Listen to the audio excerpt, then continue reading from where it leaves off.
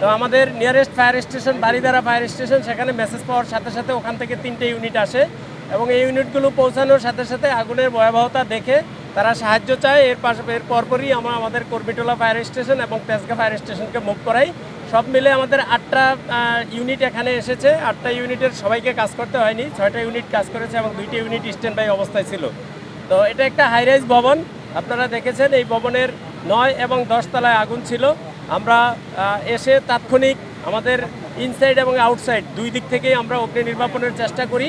তো আমরা চেষ্টা করে আমরা 8:30টার সময়, 8:15টার সময়, 8:15 ওই 8:15টার সময় আমরা আগুন আমাদের নিয়ন্ত্রণে নিয়ে আসি। আগুন এখনও আমাদের নিয়ন্ত্রণে আছে। এরপরে আমাদের সম্পূর্ণ নির্বাপন করতে আরও কিছু সময় লাগবে।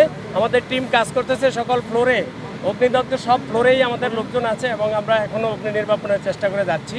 সম্পূর্ণভাবে নির্বাপন করতে হয়তো আরও কিছুক্ষণ সময় লাগবে। তো যেই ফ্লোরে আগুন সৃষ্টি হয়েছিল, প্রথমে কোন ফ্লোর থেকে আগুন সৃষ্টি হয়েছে প্রাথমিকভাবে যেটা বোঝা যায় 8 তলা থেকেই আগুন, 9 তলা থেকেই আগুনের সূত্রপাত হয়েছে। এরপর উপরে উঠে আগুন ঊর্ধ্বমুখী, আপনারা জানেন। এরপরেই হয়তো 10 তলায় আগুনটা ছড়িয়েছে। তো খুব বেশি 10 তলায় ক্ষতি হয়েছে, 9 তলায় একটু বেশি ক্ষতি হয়েছে।